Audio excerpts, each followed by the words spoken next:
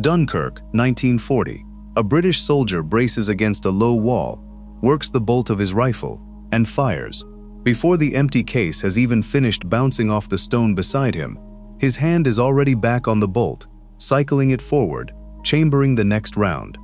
In the time it takes a German soldier across the field to work his own bolt-action rifle once, the British soldier has fired twice, sometimes 3 times. To the men on the receiving end, it sounded like automatic weapons fire coming from a rifle that had no business producing it. This is the story of the Lee-Enfield, the fastest-firing bolt-action rifle of the Second World War, and a weapon so fundamentally sound in its design that Britain spent decades trying to replace it and never quite managed to let it go. It is a strange kind of story to tell about a rifle, because nothing about the Lee-Enfield's outward appearance suggests anything revolutionary. It looks, at first glance, like almost any other bolt-action service rifle of its era: a wooden stock, a steel barrel, a simple iron sight, and a bolt handle jutting from the right side of the receiver. There is no obvious visual clue that this particular rifle, among the dozens of bolt-action designs fielded by armies across the 20th century, could be cycled and fired faster than nearly all of them.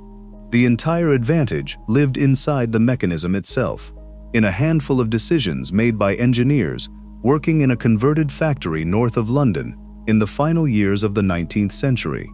Decisions whose consequences would still be shaping infantry tactics on European battlefields 50 years later.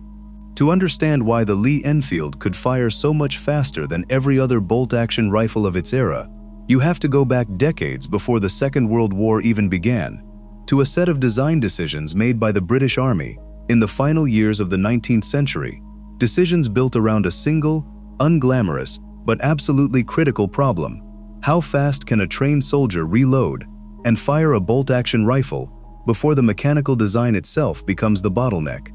By the 1880s and 1890s, most of the world's major armies had settled on bolt-action rifles as their standard infantry weapon, replacing the single-shot and lever-action designs of earlier decades. But not all bolt-action designs were created equal, and the differences came down to a handful of specific mechanical choices that most soldiers never thought about, but that made an enormous difference under actual combat conditions. The German Mauser design, which would go on to arm German forces through both world wars, used a bolt with locking lugs positioned at the front of the bolt body, requiring a longer bolt throw and a steeper lift angle to fully cycle the action. It was an extremely strong, reliable design, but it demanded more time and more hand movement from the shooter with every single shot.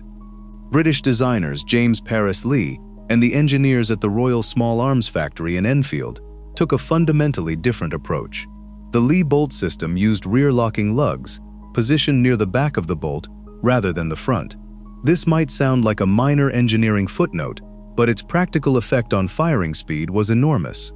A rear-locking bolt requires a shorter, shallower lift to unlock, which meant the shooter's hand traveled a noticeably smaller distance with every cycle of the action. Multiply that small saved distance across every single shot fired in a sustained engagement, and the cumulative time advantage became significant. Combined with a smoother bolt track machined to reduce friction during cycling, the result was a rifle that could be cycled dramatically faster than rifles using front-locking bolt designs, without sacrificing the fundamental strength needed to safely contain a rifle cartridge's firing pressure. There was a genuine engineering trade-off embedded in this decision, and the Lee-Enfield's designers understood it clearly.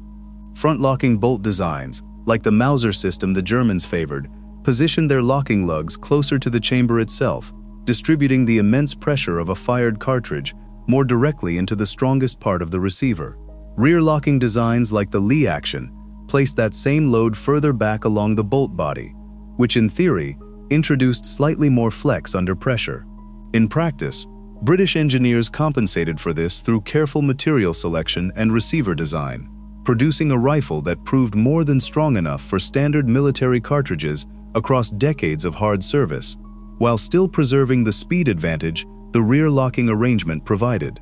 It was a calculated bet that shooter speed mattered more on a real battlefield than the small theoretical margin of extra rigidity a front-locking design offered, and 5 decades of combat use across 2 world wars would go on to vindicate that bet convincingly. The bolt handle itself was also angled differently than most contemporary designs, positioned to fall naturally under a soldier's fingers without requiring the hand to fully leave the pistol grip area of the stock. Combined with a smooth, curved bolt knob rather than a straight, awkward handle, this ergonomic detail meant a trained soldier could cycle the action while keeping his firing hand largely in position, shaving further fractions of a second off every single shot. None of these individual details, examined alone, seem particularly dramatic, but rifle marksmanship under combat conditions is a game measured in fractions of seconds repeated dozens of times, and the Lee-Enfield's designers had, whether by deliberate foresight or accumulated refinement, stacked nearly every small mechanical advantage available to a bolt-action rifle of that era into a single design. The second critical design decision concerned ammunition capacity. While many contemporary bolt-action rifles fed from fixed internal magazines holding 5 rounds, the Lee-Enfield used a detachable box magazine holding 10 rounds, double the capacity of most rival designs. This meant a British soldier could fire twice as many shots before needing to pause and reload, a factor that mattered enormously in the kind of sustained defensive fire that characterized much of both world wars. The magazine was also designed to be quickly recharged using 5-round stripper clips, or swapped entirely for a preloaded spare magazine in situations demanding the fastest possible sustained rate of fire. This magazine capacity decision reflected a broader philosophical difference in how the British Army thought about infantry firepower compared to several of its continental counterparts. Many European armies of the late 19th century, having built their tactical doctrine around the assumption that individual riflemen would fire in disciplined volleys under close officer supervision,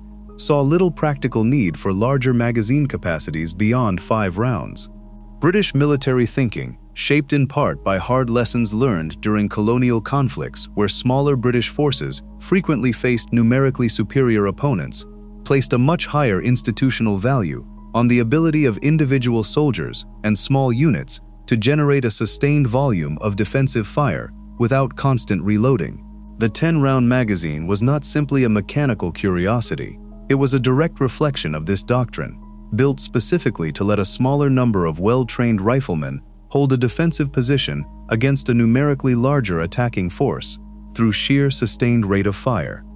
The result of these combined design choices was formally adopted by the British Army in 1895 as the Lee-Enfield, and refined over the following decades into the version that would carry British and Commonwealth forces through the Second World War, the short magazine Lee-Enfield, or SMUL, and its wartime successor, the Rifle No. 4, a trained British infantryman, drilled extensively in what the Army called the Mad Minute, could fire between 20 and 30 aimed rounds in 60 seconds using the Lee-Enfield's action. The official record for this drill, set decades before either World War, stood at 38 aimed hits on a target in 1 minute, a figure that remains, to this day, among the fastest rates of aimed fire ever achieved with a manually operated bolt-action rifle. The Mad Minute drill itself became something close to an institutional obsession within the pre-war British Army, practiced repeatedly on training ranges until the sequence of bolt manipulation, trigger control, and magazine changes became almost unconscious muscle memory for infantry recruits.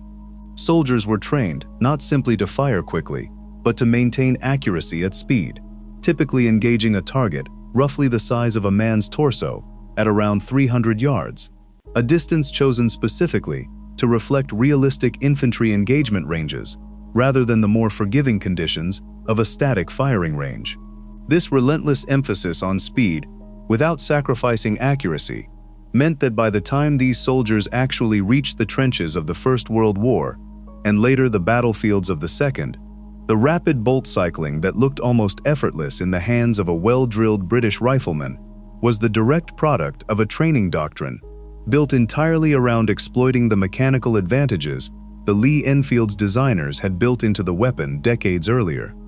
Compare this to the German Kar 98K, the standard German infantry rifle of the Second World War, built on that front-locking Mauser action. A well-trained German soldier could typically manage somewhere between 10 and 15 aimed rounds per minute, respectable by the standards of bolt-action rifles generally, but roughly half the sustained rate a skilled British soldier could achieve with the Lee-Enfield. The American M1903 Springfield, another Mauser-derived design used by American forces early in the war, before the semi-automatic M1 Garand became standard, faced similar limitations, typically achieving somewhere around 15 aimed rounds per minute in trained hands. The Japanese Arisaka rifle, chambered in a smaller cartridge and also built around a front-locking Mauser-derived action, fell into a broadly similar range, generally achieving somewhere between 10 and 15 aimed rounds per minute among trained infantry. Against all of its major bolt-action rivals, the Lee-Enfield's combination of a faster cycling action and double the magazine capacity gave it a rate of sustained aimed fire that no other manually operated infantry rifle of the war could genuinely match.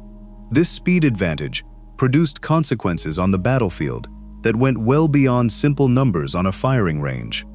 German accounts from the early battles of both world wars frequently describe British infantry positions producing a volume of rifle fire that led German commanders to seriously overestimate the number of automatic weapons, specifically machine guns, present in a British defensive line. The distinctive rapid crack of multiple Lee-Enfields firing in quick, overlapping succession from a single position could sound remarkably similar to sustained machine gun fire to soldiers advancing under pressure, and this perceptual effect repeatedly caused attacking forces to hesitate, redirect artillery fire toward positions that held no actual machine guns, or delay an advance to bring up additional support that the defending British line didn't actually require. This misperception became so persistent during the early stages of the First World War that it has been widely referenced in accounts of the 1914 Battle of Mons, where advancing German units reportedly believed they were facing far heavier automatic weapons fire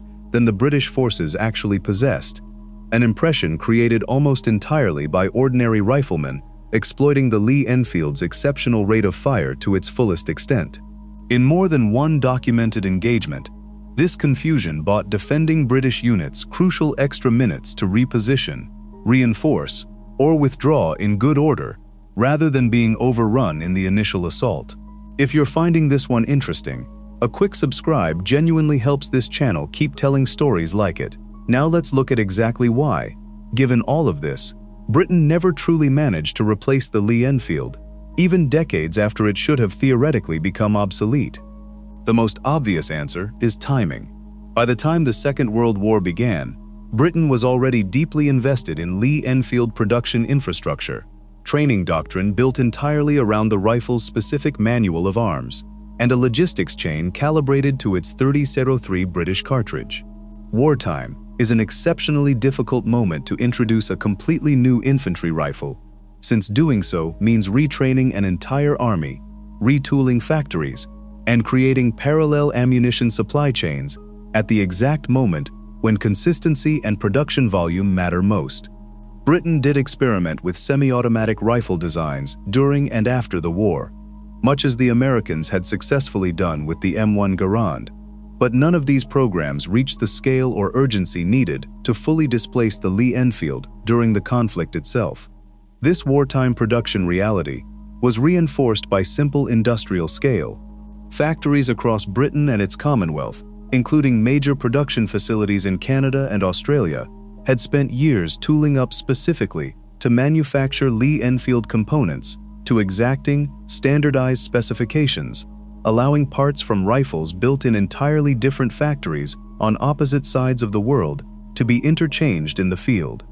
Restarting that entire industrial apparatus around a completely new rifle design in the middle of the largest conflict in human history would have represented an almost unthinkable risk to overall wartime production capacity, at precisely the moment Britain and its allies could least afford any disruption to the flow of working rifles reaching frontline units.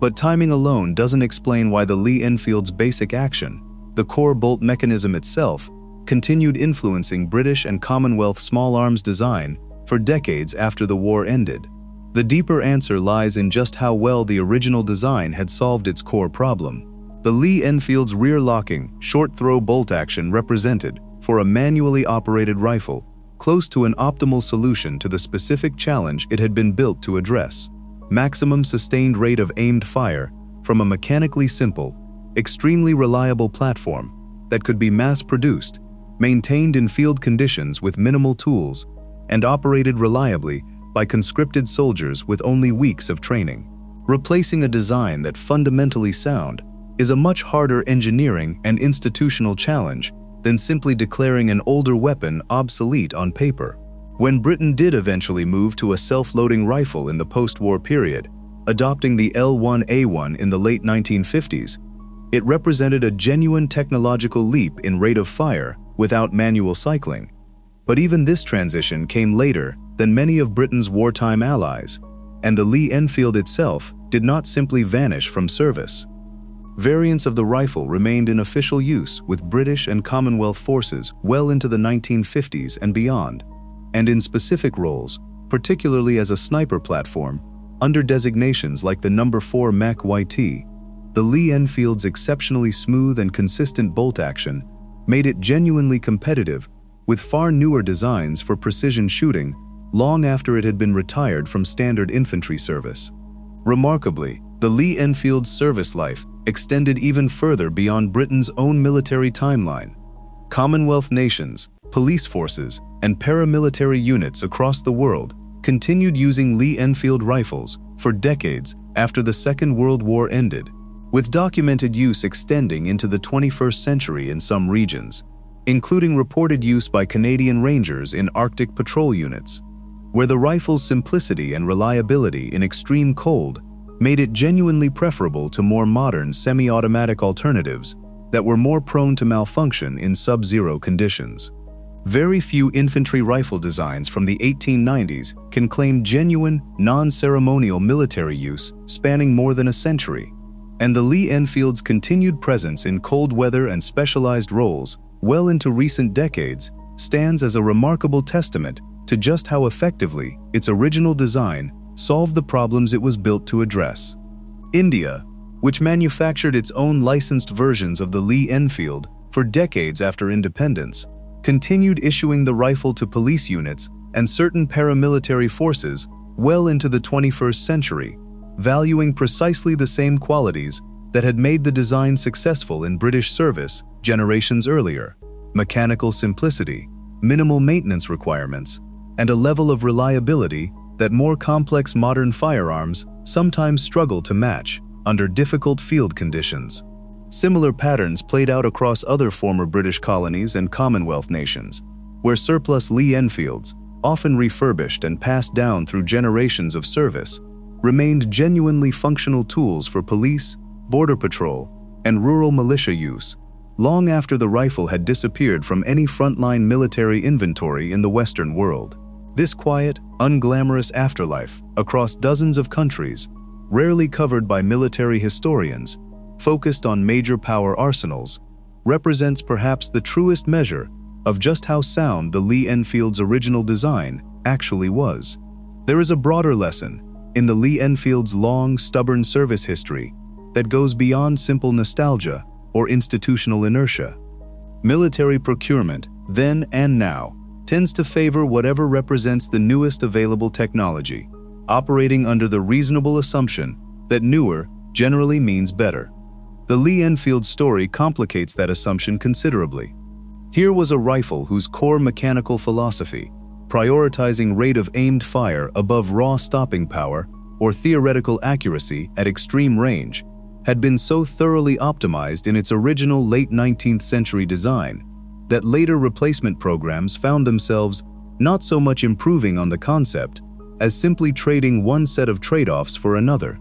Semi-automatic and eventually automatic rifles offered genuine advantages in sustained volume of fire without manual cycling, but they came with their own trade-offs in mechanical complexity, weight, ammunition consumption, and field maintainability, trade-offs that, in certain specific operational contexts, made the old bolt-action Lee-Enfield still the more sensible tool for the job, decades after it should have been rendered obsolete by newer technology. This pattern repeats often enough across military history that it deserves to be recognized as more than a coincidence specific to one rifle. Weapons designed around a genuinely correct solution to a narrow, well-understood problem tend to resist obsolescence far longer than weapons designed to be merely adequate across a broader range of demands. The Lee-Enfield was never intended to be the most versatile rifle of its era. It was built to solve one problem: sustained rate of aimed fire in the hands of an ordinary infantryman, about as completely as bolt-action technology of any era was ever going to allow. And that narrow, focused excellence turned out to be remarkably resistant to the passage of time in a way that more broadly ambitious designs rarely managed to achieve. For the ordinary British soldier crouched behind a wall at Dunkirk, working that smooth, fast bolt action as quickly as his training had drilled into him, none of this institutional history mattered in the moment. What mattered was that his rifle could put more aimed rounds down range, faster, than the rifle in the hands of the man shooting back at him. And in the desperate, chaotic retreat that defined those days on the French coast, that speed advantage, built from decisions made by engineers working nearly half a century earlier, was doing exactly the job it had always been designed to do. Multiply that soldier by the tens of thousands of riflemen holding similar positions across the retreat, and the cumulative effect of that speed advantage becomes one of the quieter, less celebrated factors that helped buy the time needed for the evacuation to succeed at all. The Lee-Enfield never became the most powerful rifle cartridge of its era, nor the longest ranged, nor even, by the war's end, the newest available technology on any battlefield where it served. What it remained, from the moment of its adoption through decades of continued service long after its supposed obsolescence, was simply the fastest bolt-action rifle any army ever put into the hands of ordinary soldiers in large numbers.